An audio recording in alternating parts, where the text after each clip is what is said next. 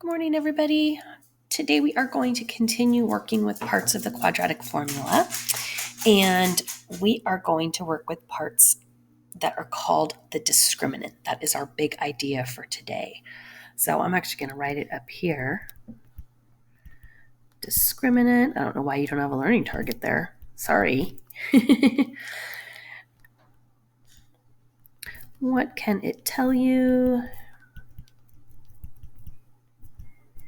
And how do you find it?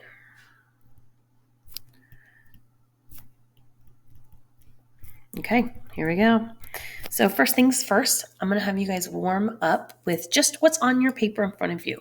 So review the graphs about what those parabolas can tell you about the solutions to your equations. And I'll check in with you in a minute. Go ahead and pause the video and see if you can answer the 3 questions about those before I do it and explain it to you. Okay, so hopefully you were able to answer the questions. Here's how you can check your work. From the quadratic equation for the graph of the solid parabola, that's this one here, and I'm drawing it in green. Notice how the entire parabola is above the x-axis. The entire parabola is above. Yesterday, if you did your job and finished your Desmos activity like I asked you to, those special cases, this was one of them. So when that happens, it means that inside your quadratic formula, inside the root, you ended up with a negative number. Because we know from all of our previous experience that you can't take the square root of a negative number, which means in this situation, you would have no solutions, which means no x-intercepts, which is why you do not see that graph crossing your x-axis anywhere.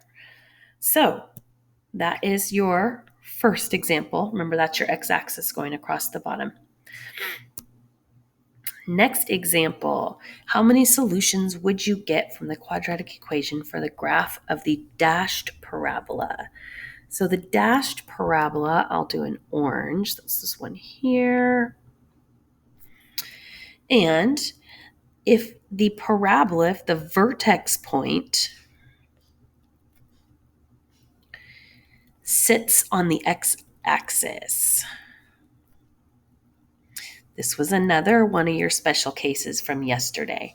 When your vertex point sits on that x-axis, inside your square root is actually a 0. Because then when you do plus or minus, it doesn't matter which you get. You get the same thing both times. Add 0, subtract 0, same thing. So in this case, you will always only get one solution twice, the same number twice, because when you add and subtract 0, you get the same thing, which means you have one x-intercept.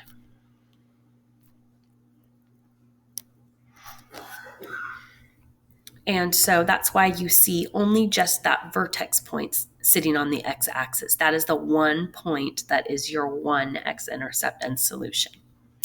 Okay, and then the last one is just your regular parabola that you're used to seeing.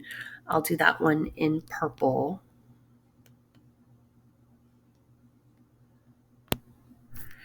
Where you can see your 2 solutions on the x-axis. Sorry, I didn't actually put a point for the other one.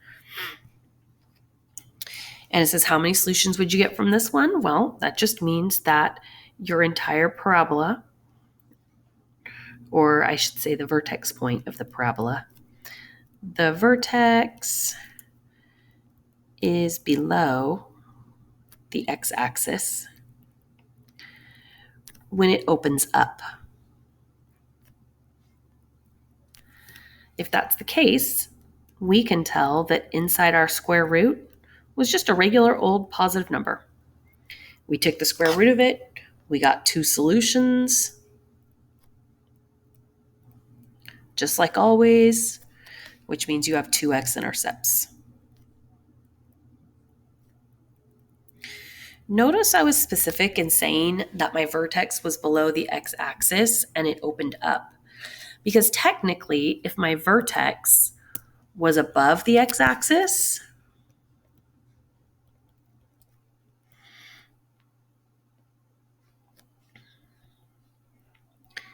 and it opened down,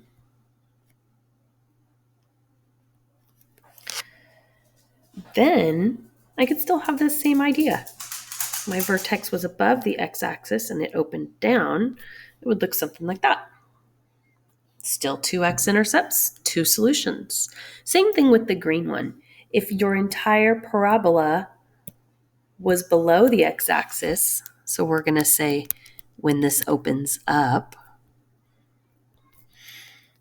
if your entire parabola was below,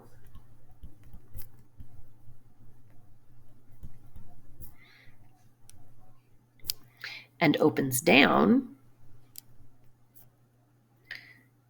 then you would again have no solutions. Entire parabola below, opens down, no solutions.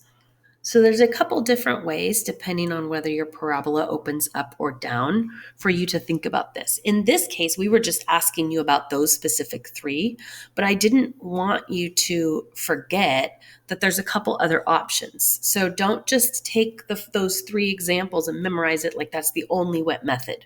Think about all those different open up, open down options and be sure you're understanding basically how many times your graph crosses that x-axis.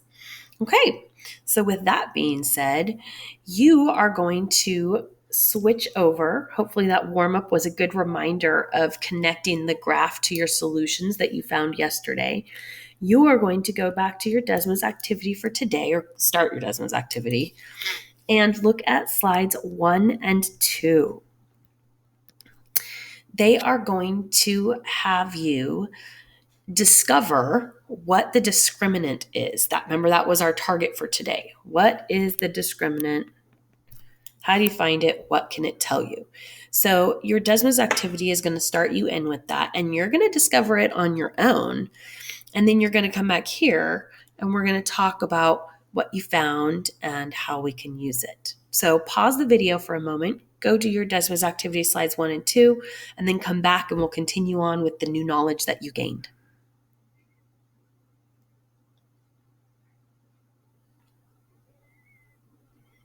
Okay, welcome back. Hopefully you understood what the discriminant was by looking through the Desmos activity. Let's talk about what you noticed. So the discriminant, if you did your part and looked through that Desmos activity, the discriminant was the part that's inside the square root of the quadratic formula.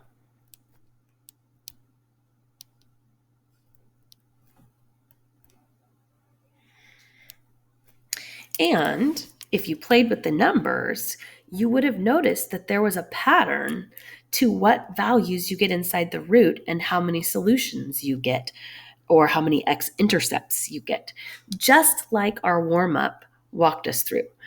But instead of having to look at the graphs, now you have a mathematical way of figuring it out using the part of the quadratic formula that's inside that root. Makes it a little simpler if you don't want to have to look at the graph of it every time. And since you don't get to use the graphing Desmos on your tests, then it's probably nicer to use the formula. So what you should have noticed is that when you have a negative number inside your root, you're always going to get no solutions. So if you tried to solve the whole quadratic formula, there wouldn't be any answers. You would have to say no solutions. If you have a 0 inside the root, then you will always get one solution. And if you have a positive number inside the square root, you will always get two solutions. Okay, So now don't get me wrong. It doesn't tell you what the solutions are. It's just meant so that you know how many solutions you should get. So you know how many x-intercepts there are. It's just a helpful, quick visual of knowing what the graph is going to look like. That's the reality. It doesn't actually give you the solutions. You'd have to do the whole formula to figure those out. Okay, so with that being said, let's go look at actually, I lied. Before we go look at the problems, I'm going to have you go back to your Desmos activity. There's a card sort there for you. And if you didn't do it with when you were investigating, go do your Desmos activity, slide number 3, and practice the card sort, because it's actually having you match up the discriminant to the graph and the solutions to the graph. And I think that'll be some good practice before we do the mathy work of it. Okay, so pause the video, go to the card sort, and then come back. That hard after your quadratic formula work yesterday. It should be nice and simple and straightforward, but let's make sure that we're all on the same page. So just like yesterday, you've got to use the coefficients A, B, and C from your quadratic formula to fill in the blanks. Remember, this is the part that would be under your square root. So we wrote the b squared minus 4ac to remind you of what all goes in those parentheses. So I'll do the first one in all the same colors we did yesterday, and then I'll do the next two just with one color. So -2 is A, B is -1, the coefficient here, and then C is -1. Remember yesterday we talked about that when we did the full quadratic formula. So again, this should be the easy part. Okay, b squared is going to be the -1 first, and then 4 times A and times C. So to figure this out at this point, honestly, go use your Desmos scientific calculator, and you're going to type these in exactly as you see it. And just like yesterday, be careful with your signs, be careful with your parentheses. So let me walk you through this first one, and then I'll leave the rest of them for you to try. So we've got b squared minus 4ac. We've got spots for everything. The format looks like my page here. And then we have a -1. Forget the other numbers. -2, -1. -2, -1. Okay, when I plug all of those into my calculator, I get a -7. So that is the value of your discriminant. And that's what we're going to put over here off to the side. The value was -7. That tells me that we have no solutions, because you can't have a negative number inside the square root. And that would be the inside of the square root from your quadratic formula. Now, I know this seems kind of silly, like why don't we just do the whole formula since we have calculators that help us out? Well, back in the day, they didn't have all of our fancy calculator work. So this was really helpful for understanding what the graph was going to look like, and it was shorter and less work. So for us, it's really just a reminder of what our graph is going to look like, and it's something that takes a little bit less work. Not a lot. I'm with you on that, but a little bit. Okay, why don't you guys pause this and try the other two, and then come back and check your answers with me.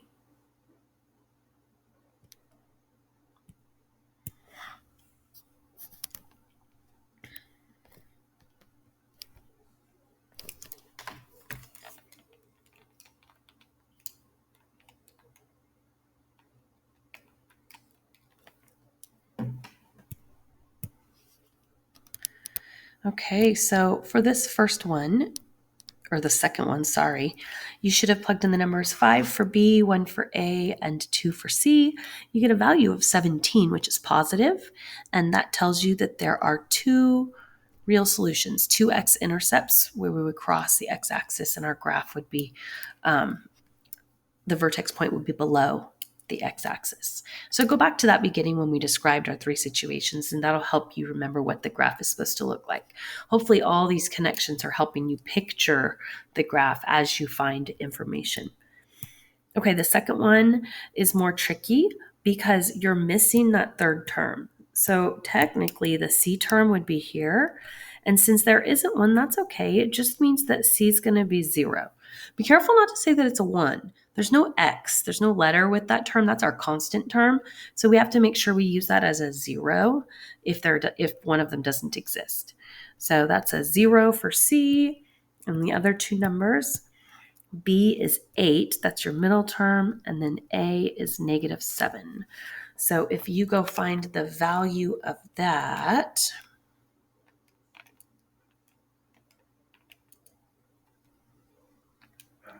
you should get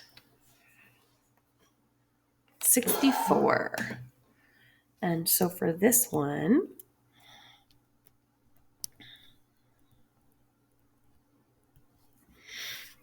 if that is the case, then you should also, again, have two solutions. Remember that if you end up having a 0 as your discriminant value, then that would end up giving you one solution. So this was just helping you practice more. There is a Desmos activity practice slide for you on this as well. So take a minute once you've made sure you understand it on your paper and go check out slide 4 on your Desmos activity and practice seeing if you can come up with the correct discriminants, and then come back when you're done. Remember to pause the video. Okay, hopefully all of your practice with the discriminants went well. Last one here, we're going to find the discriminant and we're going to do the full solving. So we're going to use what we did today and yesterday and put it all together. I'm going to do number 1, and then you should pause the video so you could try number 2. First things first, we need our quadratic formula. So let's write down our formula before we start. Quadratic formula, x equals -b plus or minus the square root of b squared minus 4 times a times c whole thing over 2a. Let's make sure we know what all of our values are. A is 2, B is 3, C is -5. Put them in the correct placement. So next up, we're going to have x equals -3. Remember to use parentheses so you don't mess up any signs. Square root b squared minus 4 times b times c all over 2 times a, which is 2. Okay, once you've gotten your numbers in the correct spot, you have to kind of take a minute to pause and think about what your directions asked you for. Describe the discriminant. Sorry, you guys. Okay, we'll try that again. Describe the discriminant and state the number of real solutions and then find the solutions.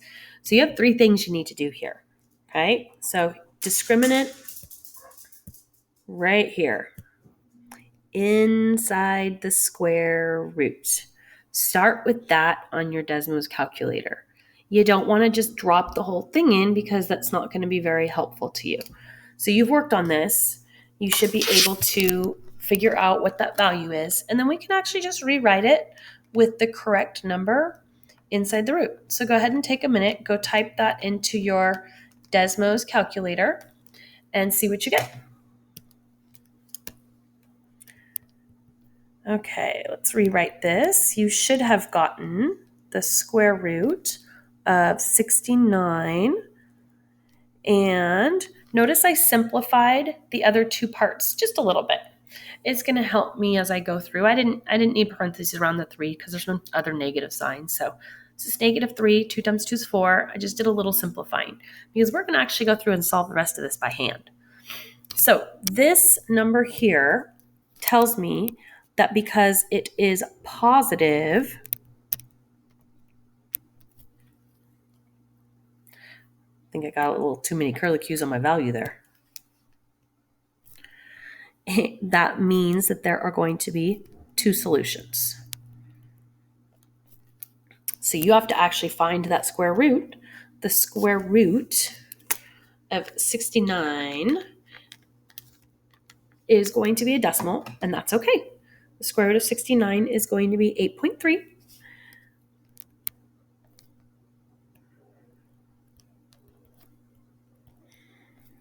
And so when we solve this, you're going to have your 2 solutions. You're going to have x equals -3 plus the 8.3 over 4 and -3 minus the 8.3 over 4.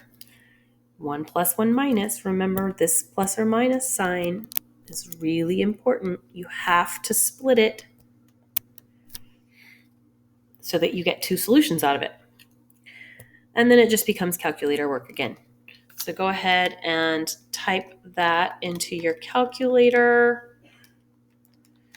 You should get for the solution on the left an answer of 1.325. You can just leave it at 1.3.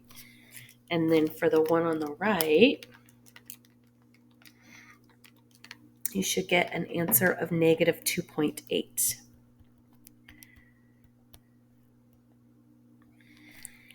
Okay, so when they want you to actually describe the discriminant, find the solutions, you're going to have to do a little bit more work by hand, which for some of you gets a little bit more complicated.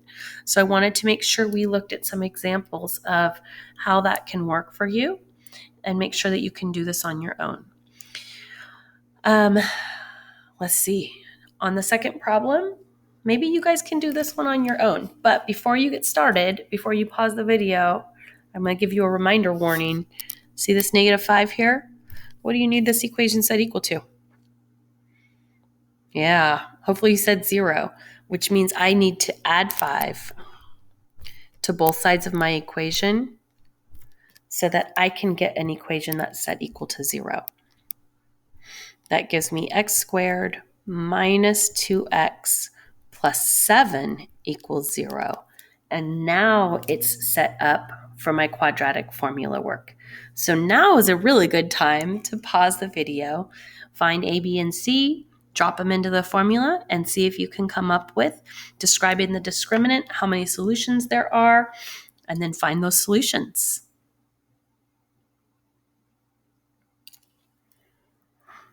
Okay, welcome back. I'm going to walk you through just in case you need a little bit more support. Here is my formula, just like it was on the other side.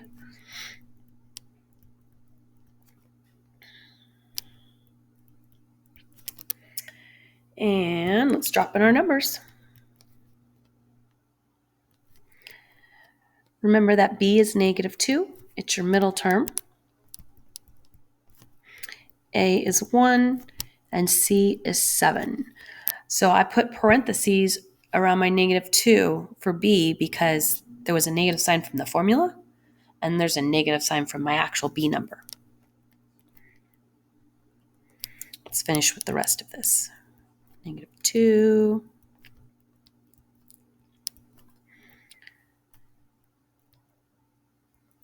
Okay, so next step, simplify what is inside of that square root. So for this one,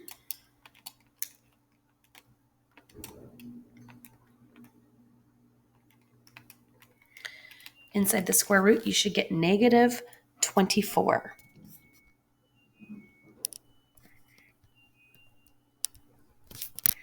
If we analyze that, we got a negative value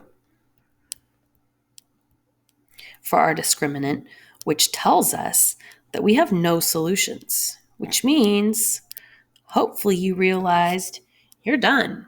You can't keep solving this. There's no possible way. You can't take the square root of that negative 24.